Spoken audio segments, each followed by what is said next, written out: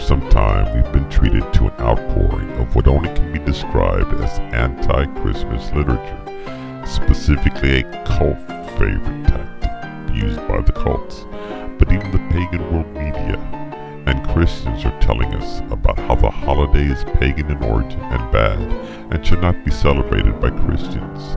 These opinions are backed up with some rather unusual and curious fantasies masquerading as historical facts. The following video is intended only to re-examine popular historical claims of the origins of Christmas and to provide further discussion concerning some of the so-called facts offered in some anti-Christian publications.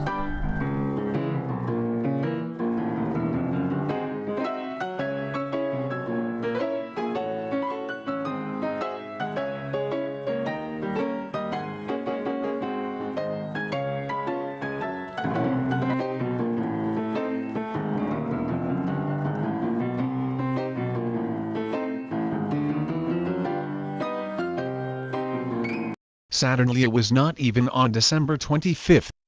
So that's strike one against this claim. Strike two is the fact that Latin interjection io, while it can mean ho, as a sort of greeting, also was used to mean o, or a, or hurrah, even look. Strike three is that you won't find ho ho ho attributed to Santa, as a greeting until the 1800s. Earlier than that, it was a greeting by the character of Puck in Shakespeare's A Midsummer's Night's Dream. It is also recorded as a mode of laughter with no reference to Santa in numerous works after the time. The earliest connection of ho ho ho to Santa that I could find was an 1883 poem, Santa Claus, in a work titled The Kitchen Garden, where it was clearly used in order to make a rhyme with go. And it is not even clear that it is Santa who is saying it, as opposed to being a part of the chorus for the poem. Clearly, there is no connection to the Latin greeting.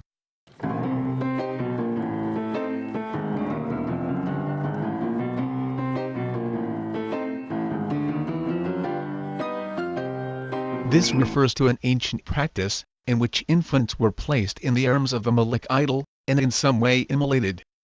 The exact method is open to discussion. Needless to say, the claimed parallel is more imaginative than real. Apart from the fact that children are not placed in Santa's arm, let alone immolated and sacrificed. The earliest recorded department store Santa was in 1890, in Brockton, Massachusetts, which is way too late to have been inspired by Molech.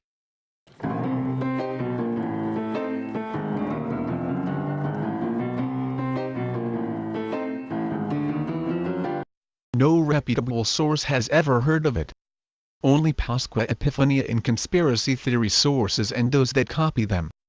Stockings were the original gift wrap. Gifts were not put in boxes with wrapping paper, but were stuffed into stockings or shoes.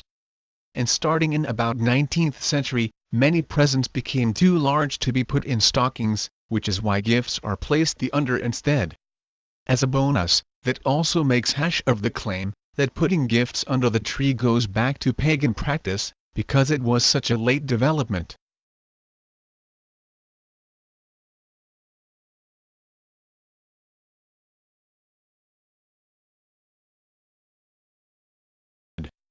That particular depiction was not known until 1857, and in an anonymous description written for Harper's Magazine.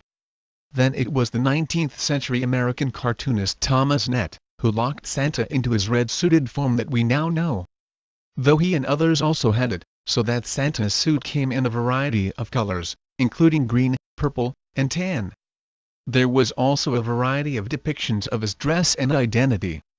In one 1848 depiction, Santa looks like a leprechaun wearing a Russian fur hat. An 1845 picture of Kris Kringle depicts him in gear more suited to Steve Urkel. Pants, shirt and suspenders than what we would think of as Santa Claus. An 1850 depiction has him dressed like George Washington. One version turned him into an elderly black man. The beard has a more solid history, but there is not much reason to connect it to Odin. Lots of men wore beards in the age before comfortable shaving, including very likely Jesus himself. In any event, how does this connect to the practice of stocking stuffing? Well, like so many things, that's lost to history. But the mere mode of leaving gift is not something any deity like Odin would have exclusive rights to, and there is nothing inherently pagan about the act of sticking a gift in a stocking. Once again, these modern-day crusaders are confusing an object with the intention of its use. It is like saying you cannot use a gun to defend yourself because the Nazis shot people with guns, and that make all guns evil.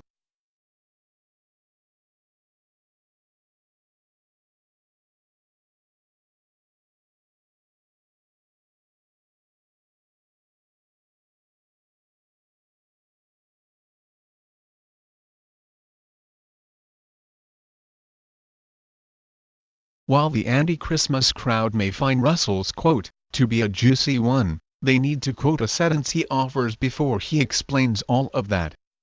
The quote they used is in a footnote, from which the main text says, "On the medieval stage, north is the direction of hell." Russell's commentary is all about how Satan was framed in the medieval period, and that has nothing to do with the historical St. Nicholas nor with modern ideas about Santa Claus. That leads us back to the matter of connecting St. Nicholas with Christmas. There was not originally any connection between the two.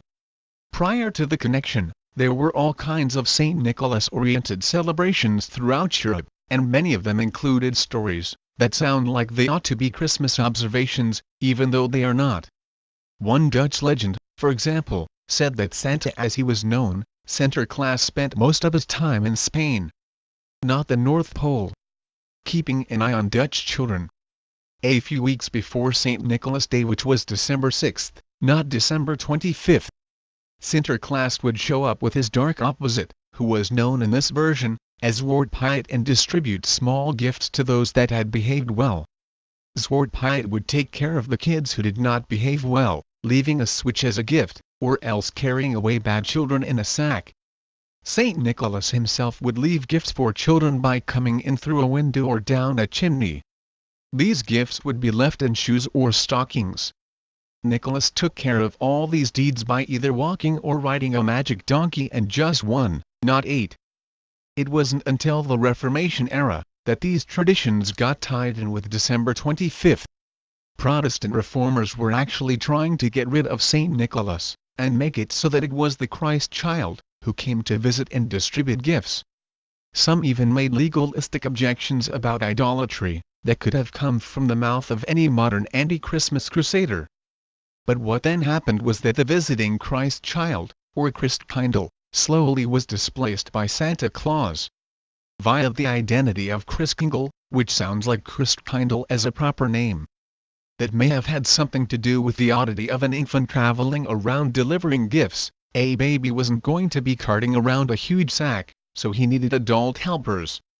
St. Nicholas was already doing the same job, so he naturally became hired as the Christ child assistant, along with some of the local bad boys like Krampus, and some good guys as well, like La Dame de Noël in France.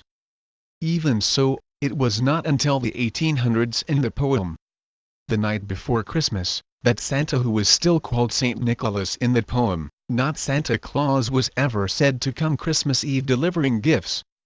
The modern Santa is a mixture of concepts from many sources, ranging from Thomas Nast to Washington Irving to those various European St. Nicholas celebrations. Part of that merging was of St. Nicholas with the different figure of Santa Claus. In the light, it is more than a little ridiculous to trace him back to a Norse god Odin. It just is not that simple.